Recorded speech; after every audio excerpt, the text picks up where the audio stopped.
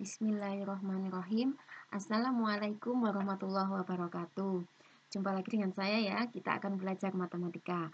Matematika itu mudah dan menyenangkan. Kali ini kita akan belajar tentang dilatasi. Apa itu dilatasi? Bagaimana contohnya? Bagaimana penyelesaiannya? Nah, kita akan bahas di sini. Dilatasi disebut juga dengan perkalian. Nah, apa itu yang kita kalikan? Nah, perhatikan berikut. Nah, ini contoh dari segitiga ABC ya, gambarnya di sini, gambarnya di sini. Kemudian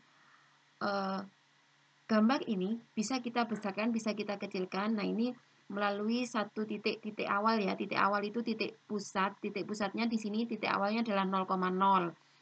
A ini menjadi A2, B menjadi B2, C menjadi C2.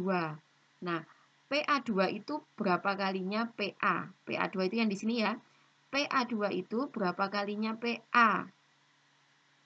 Nah, PA2 adalah kan lebih kecil ini ya. Ini 1,3, ini 1,3, sedangkan ini 3,9. Nah, kita lihat ini. 3 menjadi 9. Jadi berapa kalinya itu? 3 kalinya? Sepertiga kalinya? Nah, ini ya.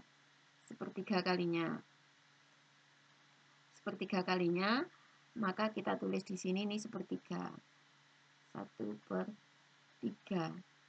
Kemudian PB ini B2-nya ini 1,1 sedangkan ini 3,3. Sama ya? Nah, sepertiga kalinya. Ini juga gitu untuk PC2 berapa kalinya PC? P tadi adalah titik awal atau pusatnya di P sini 0,0.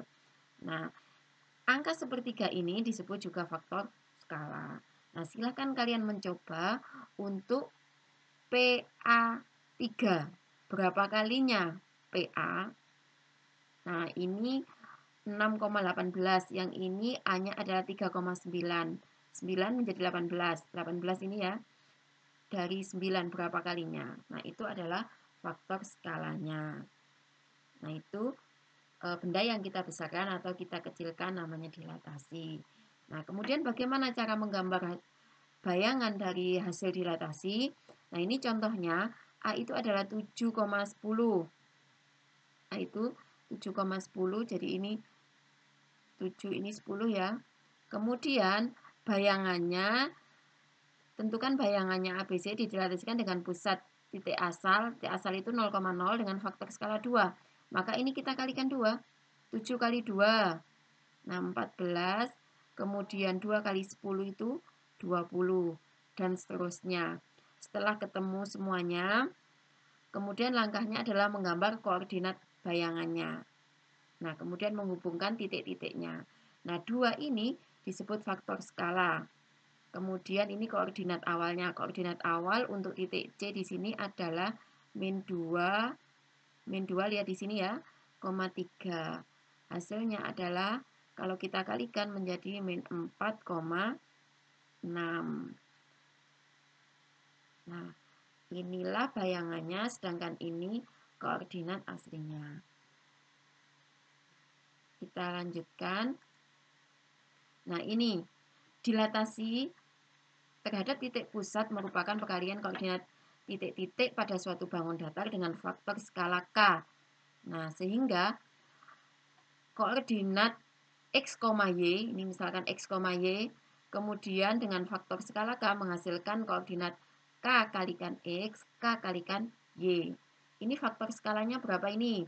2,0 menjadi 6,0. Ya, faktor skalanya dikalikan berapa? 2 ke 6, 3 berarti tinggal 2 kali 3, 0 kali 3. Jadi di sini 6,0. Titik asalnya tadi adalah 2,0. K-nya adalah 3.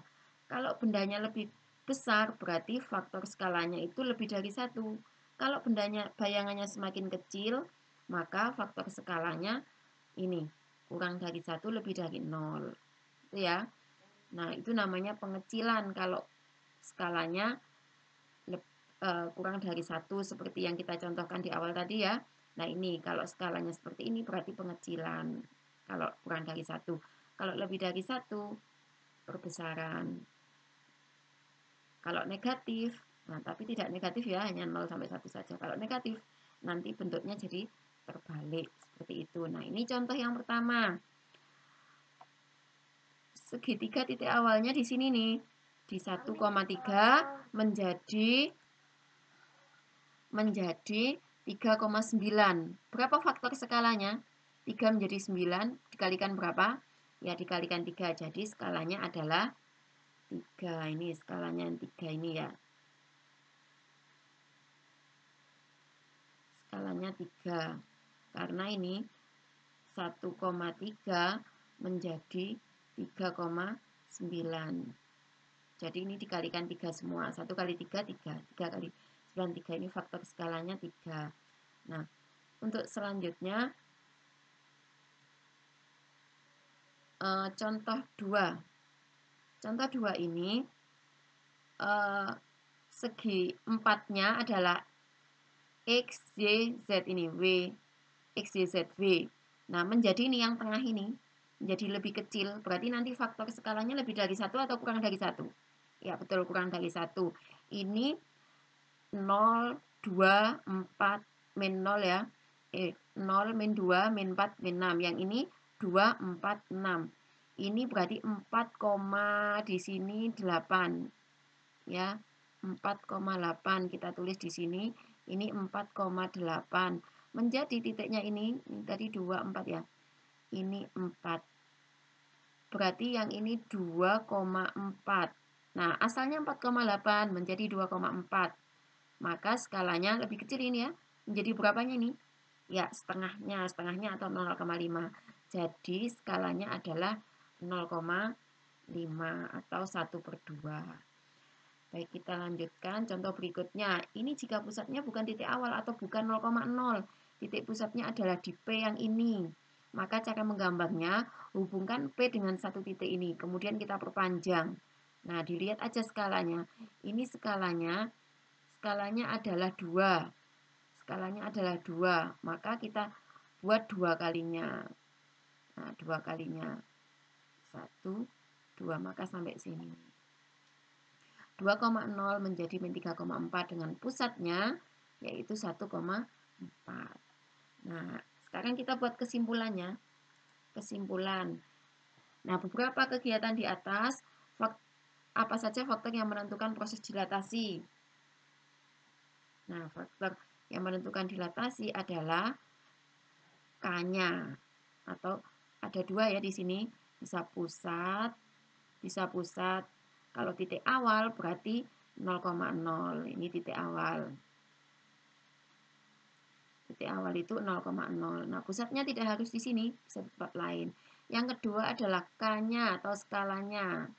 Ini K atau skala ya.